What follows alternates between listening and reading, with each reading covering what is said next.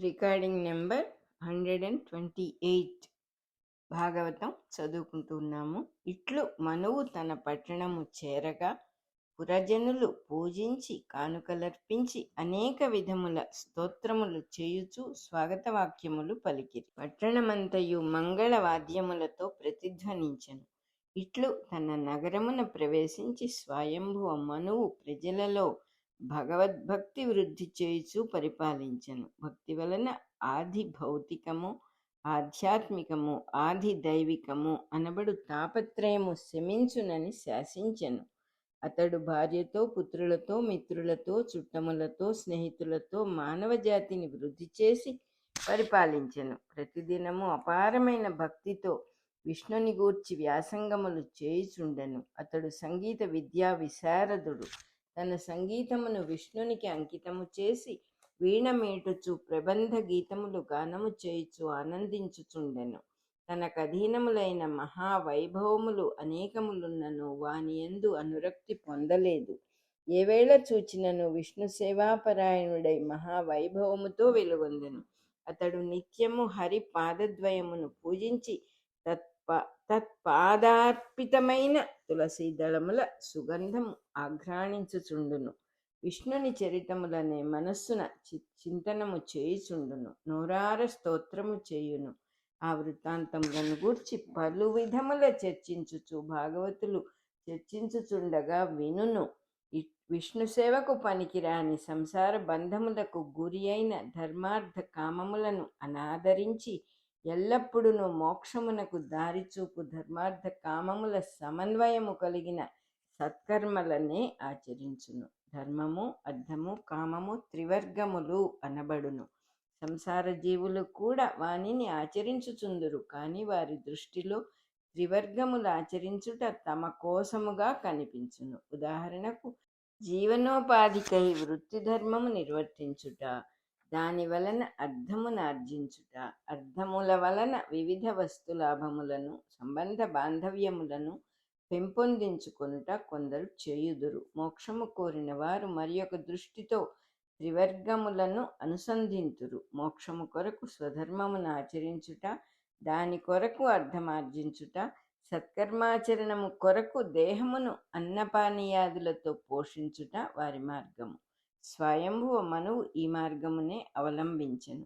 నారాయణుడు వేదార్థమునకు మాత్రమే గోచరించును. అట్టి శ్రీహరి ప్రవర్తనల ప్రసంగములందు మనస్సు నిలిపి కాలము గడుపుచుండగా మనువునకు దినచర్యలో జాములు గడుచుచున్నను గడిచినట్లే అనిపించలేదు. అట్టి జాములతో కూడిన దినములు గడుచుచున్నట్లుగా అనిపించలేదు. అట్లే దినచర్యయు వానితో నిండిన మొత్తము జీవితము గడిచినను అట్లా అనిపించుటలేదు. దేహాదులకు అతనిని గమనించుతున్న ప్రజలకు వాని వయోధర్మములు, ఆహార విహారాది ప్రవృత్తులు ఉన్నట్లుండును గాని అతనికి లేవు. అతనికున్నది నారాయణుడే. ఇదియే జనన మరణాతీత స్థితి. అందువలననే అతని ఆయుర్దాయము జీవులకొక మన్వంతరము అయ్యను. ఆ మహానుభావుడు విష్ణుని మంగళకరములైన కథలను వినుట, ధ్యానించుట, ఇతరులతో కలిసి గానము చేయుట నిరంతర ప్రవృత్తిగా ఉండెను. ఆ ప్రవృత్తిలో నిద్ర, మెలకువ, కలగాంచుట అను భేదములు తొలగిపోయెను. కేవలము తురియ స్థితిగా నిలబడెను. తాను చక్రధారికి దాసుడనని నమ్ముకొనెను. ఆ ధ్యానమున శరీర బాధలు, మనోబాధలు సోకకుండా జీవించెను. దివ్యములు, మానుషములు, భౌతికములు అను బాధలు స్పృశింపకుండా జీవించెను. సన్మునీంద్రుల సమూహములను సేవించు వారికి వర్ణాశ్రమ ధర్మముల గతులు తప్పకుండా అతన్ని నడిపించి పరిపాలించెను. సర్వజీవులకును హితము కలుగునట్లుగా ప్రవర్తించుచు 71 మహాయుగముల కాలము పరిపాలించెను. 71 మహాయుగములు ఒక మన్వంతరము అనగా మనువు జీవిత కాలము. అందు సకల జీవరాశుల యందును బుద్ధి స్వరూపుడై మనువు వర్తించును. ఆ బుద్ధి యందు ఉపాధులుగా జనన మరణములు పొందుచున్న జీవుల దేహములే అతని జన్మ వృత్తాంతములు. అతడు వానిలో చిక్కడు కనుక జీవులకు మాత్రము జనన మరణములుండును, అతనికి ఉండవు. శారీరక బాధలు అనగా జననము, వ్యాధి, ముసలితనము, మృత్యువు. మానసికమైన బాధలు అనగా ఈర్ష్య, అసూయ, రుణాది బాధలు, వివిధ చింతలు. దివ్య వ్యధలు అనగా పూర్వకర్మను బట్టి విఘ్నములు మొదలగునవి కలుగుట. మానుష వ్యధలు అనగా ఇతర నరుల వలన బాధలు, భౌతిక బాధలు. భౌతిక వ్యధలు అనగా పంచభూతముల వలన బాధలు, భూకంపములు, తుఫాన్లు, అతివృష్టి, అనావృష్టి, అగ్నిపర్వతములు ప్రేలుట, వరదలు, సముద్రము పొంగుట మొదలగునవి అని ఈ విధముగా విదురునకు మైత్రేయుడు పవిత్రమైన స్వయంభువ మను చరిత్రమును వినిపించెను. అటుపైన కర్దమ ప్రజాపతి కథ వినిపింతును అని సంతోషముతో ఇట్లనెను. ఇట్లు స్వయంభువ మనువు దేవహూతిని కర్దమునకిచ్చి వివాహము చేసి వెడలిపోయిన తరువాత దేవహూతి నిర్మల పతిభక్తితో వెలుగొందుచుండెను. భర్తయే తనకు దిక్కుగా నమ్మి పార్వతీదేవి పరమేశ్వరుని అర్చించినట్లు కర్దముని అర్చించెను. అతని మనస్సు నెరిగి వర్తించుచు నానాటికి శ్రద్ధ, భక్తి, ప్రేమ రెట్టింపు కాగా శుశ్రూష చేయుచుండెను. శీల సంపదతో కూడిన మహా తేజస్సు కలిగి కామము, క్రోధము, దంభము, లోభము మొదలగు గుణములు లేని జీవితము గడిపెను. అట్లని తన శరీర సౌందర్యమును గూర్చి అశ్రద్ధ వహింపలేదు. భర్తకు అది కూడా సంతోషదాయకమే కదా. భర్త సేవలో మునిగి మలిన స్వరూపముతో జీవించిన ప్రయోజనమేమి? భర్త సంతోషము కోసము శరీరము పరిశుద్ధముగా నిలిపి మెలగెను. చతురత, ప్రేమ, చనువు కలిగి భర్తతో కూడి ప్రవర్తించుచు భర్తనే దైవముగా ధ్యానించుచుండెను.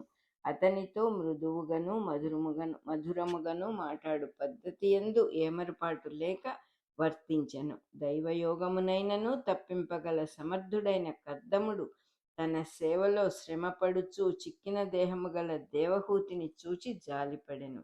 ఆమెను కరుణార్ద్ర దృష్టితో చూచి ఒకనాడు మధుర భాషణములతో ఇట్లనెను. దైవయోగము అనగా దేవుడు కల్పించు యోగము అనే అర్థము కాదు. పూర్వకర్మల పరిపాకమును దైవము అందురు. దానిని కూడా తప్పింపగల సమర్థుడు కర్దముడు. కర్దముని పూర్వకర్మ కేవలము సృష్టికర్మయే. అతడే భౌతిక సృష్టిలో ప్రథమ మానవుడు. దేవహూతియే భౌతిక శరీరము ధరించిన మొదటి స్త్రీ. కనుక వీరి పూర్వకర్మ సృష్టికర్మయే గాని వ్యక్తిగత కర్మబంధము వీరికుండదు. మరియు దేవహూతి మనువు కూతురు. మనువు బుద్ధిమయ శరీరము కలవాడే గాని భౌతిక శరీరము కలవాడు కాడు. అతడు మొత్తము మన్వంతరము అనగా 71 మహాయుగములు నరజాతికి బుద్ధిగా అంతర్యామిత్వము వహించును. దేహధారులైన భౌతిక మానవులు ఏ విధముగా ప్రవర్తించినచో పాంచభౌతిక ద్రవ్యము యొక్క ప్రకృతి యందు చిక్కుకొనకుందురో దానిని దర్శించి సాధించి ఉపదేశించెను. అందు గృహస్థ ధర్మములు కూడా చెప్పబడినవి. వానిని అనుసరించి దేవహూతి కర్దముని ఆరాధించెను. కర్దముడు కూడా దానిని అనుసరించి భార్యను సుఖపెట్టవలెను. కానీ దాంపత్య ధర్మం ఇరువురకు కొత్తయే. కానీ కర్దముడు దైవయోగము మొత్తమును దర్శింపగలిగెను. అందు చిన్న వ్యత్యాసములు కలిగినను సరిదిద్దగల దర్శన జ్ఞానము కలవాడు. యోగాభ్యాసము, యోగ జీవితము, దైవయోగము అని యోగ విద్య 3 విభాగములు. అందు మొదటిది వ్యక్తిచే అభ్యసింపదగినది మాత్రమే. ఇందు కర్మయోగము, జ్ఞానయోగము, భౌతిక దేహ శిక్షణము, ప్రాణగతులను సక్రమము చేయుట, క్షేత్రజ్ఞ విభాగ యోగము మున్నగు సాధన మార్గములు ఇమిడి ఉన్నవి. ఇక రెండవది యగు యోగ జీవితము దీనికి పరమావధి. ఇతరులతో ఎట్టి సంబంధము కలిగి ఉండవలెనో అది ఇచ్చట సాధింపబడును. ఇందు సాంఖ్యయోగము, జ్ఞాన విజ్ఞాన యోగము, అక్షర పరబ్రహ్మ యోగము ముఖ్యముగా అభ్యసింపబడును. దానితో విశ్వరూప సందర్శన యోగము సిద్ధించును. విశ్వమనబడు దేవుని స్వరూపము దర్శింపబడును. అటుపైన దర్శింపదగినది దైవయోగము. ఇది వ్యక్తిగత సాధనకు సంబంధించినది కాదు. సకలమును సమర్పణ బుద్ధితో ఆహుతి చేసి విరజము అనబడు సన్యాస యోగమున నిలిచి కేవలము సాక్షిగా దర్శింపవలసిన స్థితి. లోకమున మంచి చెడ్డలతో సంబంధం ఉండదు. వానిని తన సత్కర్మలు సరిచేయుచుండును. అవి తన అస్తిత్వమునకు సంబంధించినవియే కాక నడిచిపోవుచుండును.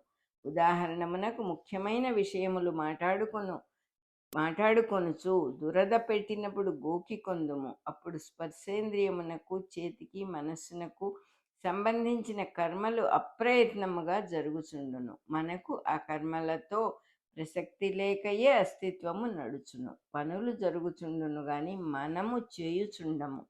అట్టి స్థితిలో జీవుడు దైవముతో యోగము చెంది ఉండును. అప్పుడు సిద్ధించునవి భక్తి యోగము, పురుషోత్తమ ప్రాప్తి యోగము. ఇందు వ్యక్తి సాధించున్నదేమియునూ లేదు. వ్యక్తి వ్యాపించున్నదియు, దర్శించున్నదియు, దర్శింపబడిన వస్తువుగా మారునదియు ఉండును. అట్టి స్థితిలో దేహము మనస్సు అడ్డు రాకుండవలెను. అట్టి సమగ్ర యోగమును దర్శించి అటుపైన భౌతిక లోనికి దిగినవాడు గనుక కర్దమ ప్రజాపతి దైవయోగమునకు గల విఘ్నములు కూడా తొలగింపగల సమర్థుడు. మన రికార్డింగ్ నెంబరు 128 అయిపోయింది.